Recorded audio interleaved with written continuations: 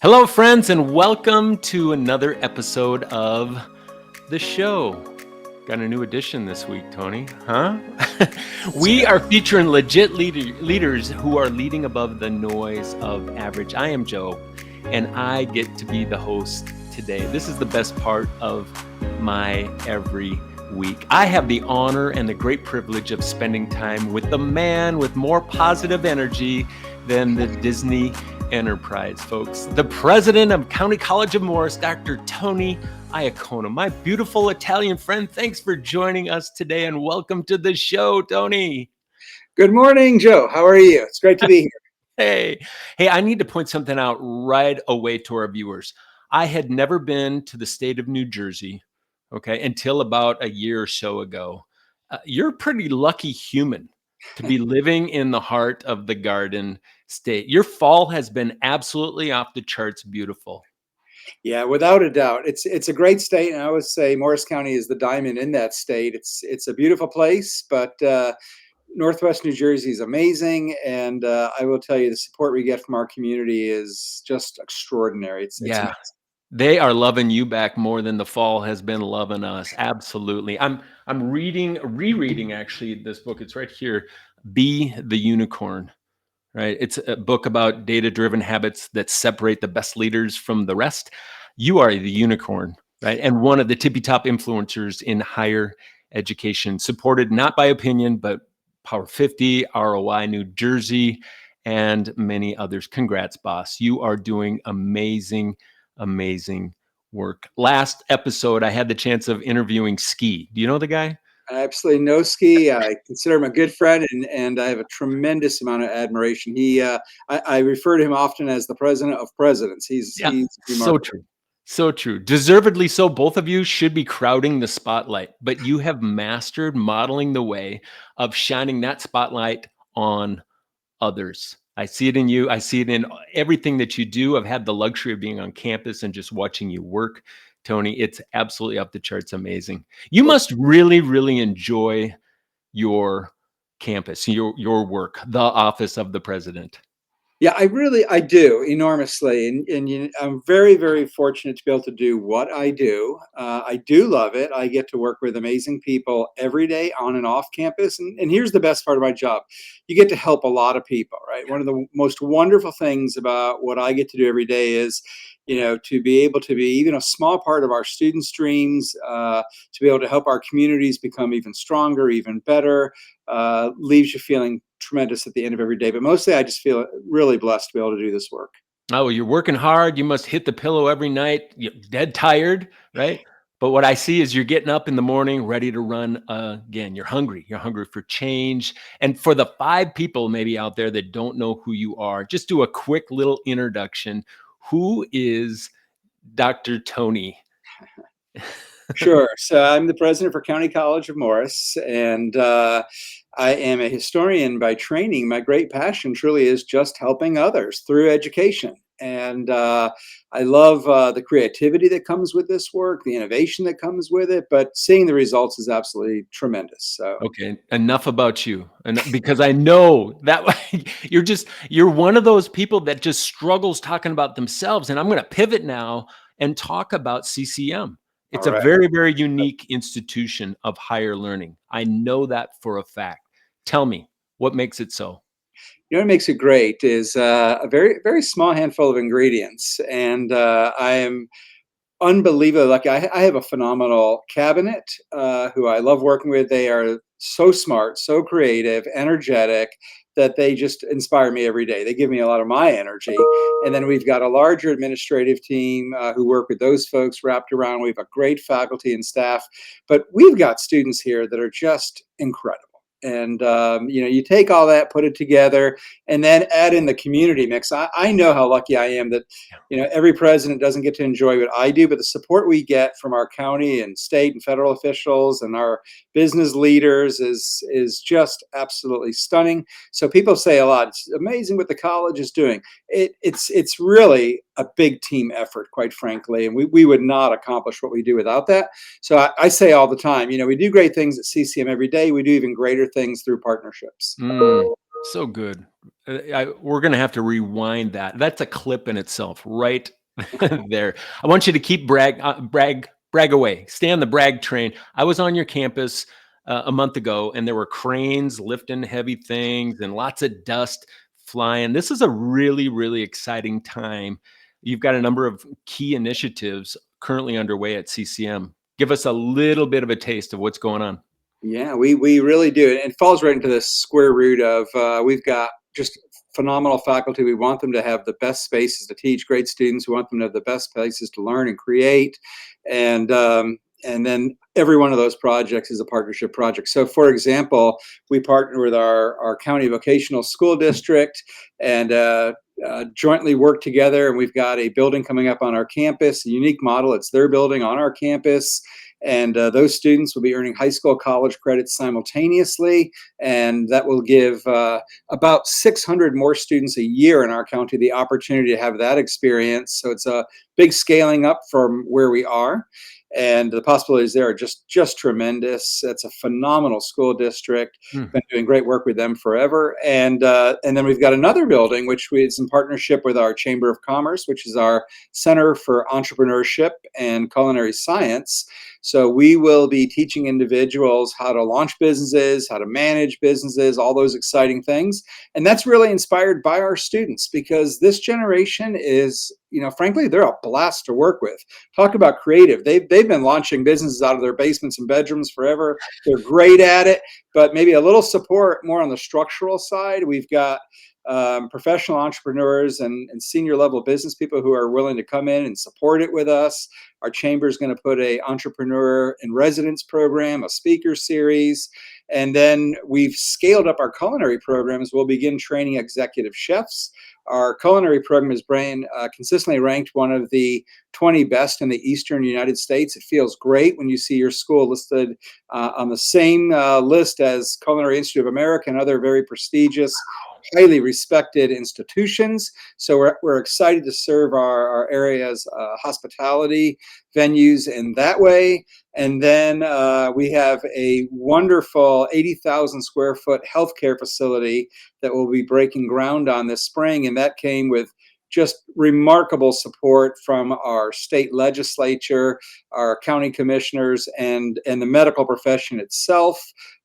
We will be offering new programs like dental hygiene, dental assisting, and Delta Dental Insurance has already provided us with a very large gift as a planning grant, and we believe they'll continue to stay with us. And we have other major healthcare providers we're not ready to announce yet, who are partnering. And generally, what we do is it's a really terrific public-private partnership where the county and state typically will fund the buildings. The organizations and industries they represent equip the buildings and help us with curriculum and all kinds of other things. And then we provide all the instruction and these beautiful state-of-the-art facilities. And then our students just are able to land great careers. It's part of why our school has been, I think for 6 or 7 years in a row, we have been #1 in alumni salaries in New Jersey. But Yeah, you I've seen can't that. beat a partnership.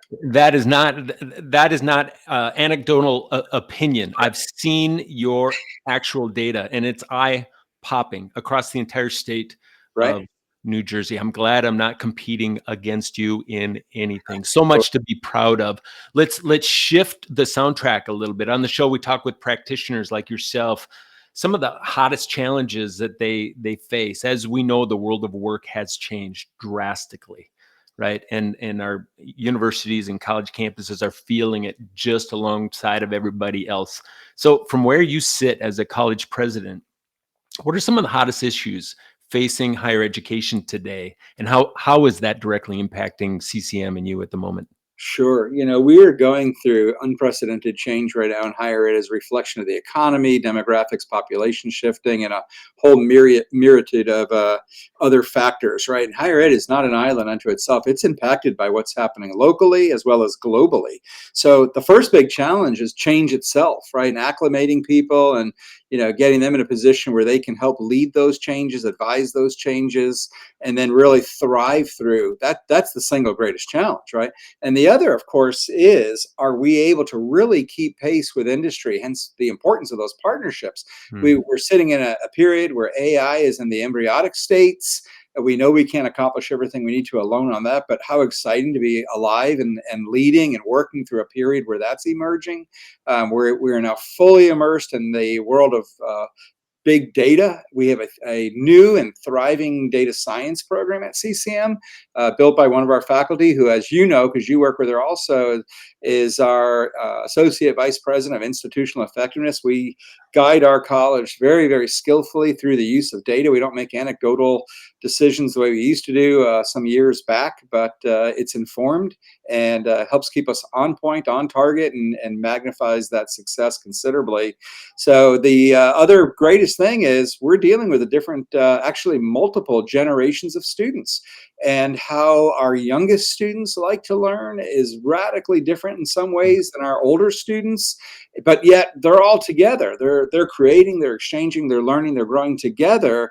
And how do you create those environments that allow everyone to not only thrive, but actually enjoy it, and not simply be the consumer, but a creator of that environment? And so we all move forward together. We have our work cut out for us. You know, Yes, I'll you say that. do. I love how you how you explained. I mean, just linking arms with core partners out there. Long gone is this, or bygone is this era where the campus was the locus of all expertise, right, and brilliance. And many times it is just it's kind of inverted. We don't really know, and we must step across the curb to become much more informed, much more insightful in terms of how we should be redirecting our programs to be both in demand and profitable. Is And that what I heard you say? absolutely. And you know, here's the other biggie is how we led in earlier years is so different than today. You know, and it worked great back then. But what worked then doesn't work at all today. You know, some of the fundamentals remain in place. But as you well know, being in the middle of it, and hence my phone call to you some time back is, hey, we're really good at what we do, but things are changing radically. Yeah. We understand we have to learn to lead differently and to think differently and work together differently. That's a real curveball. And I think a lot of times when you see organizations that are not maintaining their success level, or they're even tanking, a lot of it is right there internally. So Yeah. what used to work does not keep you where you want to be anymore. Yeah, hands open. Hubris doesn't run the day anymore. It can't. And yeah, fortunately, we don't see that coming out of the president's office. And it just that also is a bygone. It's Sure. the spirit of humility that says, I'm not quite sure, but let's link arms. Let's figure that out. You are definitely on the move, my friend. And looking ahead, maybe let's look at ahead at the next couple of years. What are some of your top priorities moving forward? Well, listen, one of my biggest priorities, which spills into everything, is I want my leadership team in particular to be fit. I want them to be very, very strong. I want them to be at the top of their game so that they know how to bring out the best in everybody else, support our faculty and staff and students across this institution, learn how to collaborate with those very same people. And I want them to really learn and understand the critical nature of strong teams. You know, years and years ago, you could run things, I don't want to say in silos, but not as unified as they have to be today. Good systems and people who know how to run all those systems, You got it. that's the key to our success. Without those, it just doesn't work, you know. And Mm, so first of all, are our people fit? You know, we talk about the airline model a lot of times, that when that oxygen mask drops, you put it on you first and not the child, because if something happens to you, you can't care for the child, right? So let's get it on ourselves first, so that as the administration, faculty, and staff, we can care for our students, we can care for our communities. But it's about being strong together, and then really, really tying in and moving it across Morris County, across New Jersey, and across the nation. That's the paradigm, isn't it? It's not selfish to put yourself back in the center, because the healthier you are as a leader, the healthier our teams are going to be, and our systems, in many respects, are broken. I'm going to be that bold to say, in many respects, our systems are broken in meeting the legitimate needs of our communities.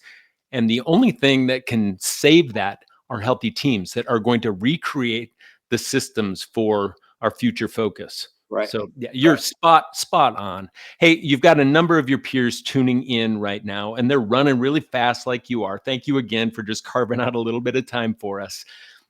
They're working to close gaps. They're celebrating their gains while lifting hope, right? in a world that definitely needs a little more hope these Sure. days. So, what's a closing thought of wisdom or encouragement you would want to share with your friends tuning in today, Tony? The biggie I talk a lot about to educators in particular is don't ever underestimate your power. And if you don't like what you see around you or on the evening news, know that you have an extraordinary ability to influence, shape in the very most positive ways. And if you can envision a better tomorrow, you can get to a better tomorrow as well. So unleash the power of education and collaboration and expect the very best from that. Don't get discouraged, right? Because, like you say, it's a little tough out there right now, right? And it's a very different world. People feel stressed out, agitated. I get it. Turn off the news, sit down with a cup of coffee, connect with people, let those imaginations move, and get committed to doing something good for somebody every day. Mm. Dude, I love your community. I love your team. I love you, and love is a fighting word. And to our viewers, thank you for joining us. It's been the show with Joe, reminding you that everyone deserves to be served by healthy leaders like this incredible human right here, who are building healthy teams and leading highly reliable systems. Hey, before we wrap up, if you found any value in today's conversation, please take a moment, just do the thing, right? Hit the like button, Right. leave a comment, share the episode with a colleague, because your engagement really helps us to reach more and more leaders, to continue bringing you valuable content from the brightest learning leaders across America. Until next time, this is Dr. Joe, on purpose to cancel all things average. And peace, friends. Press on.